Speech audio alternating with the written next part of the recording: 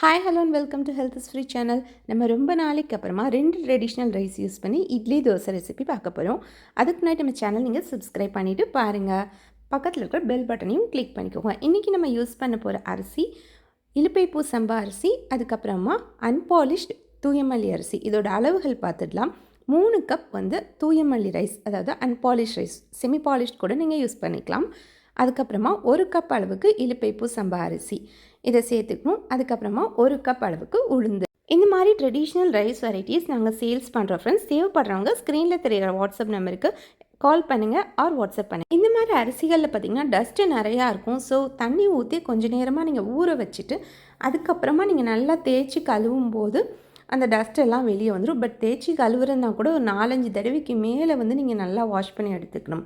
அதுக்கப்புறம் கிளியராக வந்ததுக்கப்புறமா நீங்கள் வந்து ஒரு 4 ஹவர்ஸ் ஊற வச்சா போதும். இந்த 2 அரிசி இலுப்பை சம்பா அரிசி பார்த்திங்கன்னா வலினால் மூட்டுகளில் வர வீக்கத்துக்கு நல்லது, பக்கவாதத்துக்கு நல்லது, ஹீமோக்ளோபினை வந்து இன்க்ரீஸ் பண்ணி கொடுக்குது. அதே போல் இம்யூனிட்டியுமே வந்து இன்க்ரீஸ் பண்ணுது.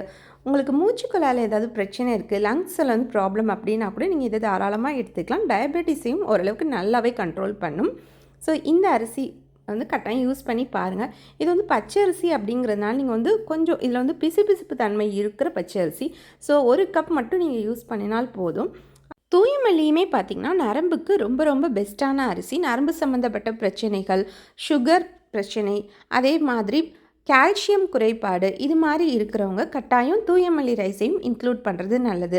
ஸோ இந்த டிஷ்ஷை சாப்பிட்டுட்டே வரும்போது உங்களுக்கு நரம்பு சம்மந்தப்பட்ட பிரச்சனைகள், பாடி பெயின் எல்லாமே குறையிறத நீங்கள் கண்கூடாக பார்க்க முடியும். பட் ஒன்லி நீங்கள் வந்து ரெகுலராக எடுத்துக்கும் போது ரெகுலராக நீங்கள் எடுத்துக்கிறதுக்காக நம்ம சேனலில் வந்து நிறைய டிஃப்ரெண்ட் டைப்ஸ் ஆஃப் ரெசிபீஸ் வந்து நம்ம போட்டிருக்கோம் பாரம்பரிய அரிசிகள் யூஸ் பண்ணி.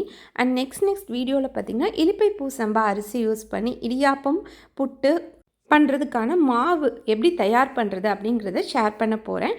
நீங்கள் நம்ம சேனலை மறக்காமல் இப்போவே சப்ஸ்கிரைப் பண்ணி பெல் பட்டனையும் கிளிக் பண்ணிக்கோங்க. அப்போ தான் நாங்கள் ரெசிபீஸ் இன்க்ளூட் பண்ணும்போது உங்களுக்கு நோட்டிஃபிகேஷன்ஸ் வரும். இன்றைக்கி நான் அந்த சாஃப்டான இட்லியும் சூப்பரான தோசையும் பூண்டு சட்னி வச்சு தான் சாப்பிட போகிறேன். பூண்டு சட்னியோட ரெசிபி வேணும்னா மறக்காமல் கமெண்ட்ஸ் பண்ணுங்கள். நெக்ஸ்ட் வீடியோவில் நான் ஷேர் பண்ணுறேன். ஓகே ஃப்ரெண்ட்ஸ், இந்த வீடியோ பிடிச்சிருந்தா லைக் பண்ணி உங்கள் ஃப்ரெண்ட்ஸுக்கும் கட்டாயம் ஷேர் பண்ணுங்கள். இப்போ பாருங்கள் நம்ம இட்லி எந்த அளவுக்கு சாஃப்டாக இருக்குது அப்படின்னு. ஸோ இது வந்து இந்த மாதிரி ஒரு மங்கலான ஒயிட் கலரில் தான் இருக்கும். பட் ரொம்பவே ஹெல்த்தி. கட்டாயம் இதை வந்து ட்ரை பண்ணி பார்த்துட்டு சொல்லுங்கள் எப்படி இருக்குன்னு.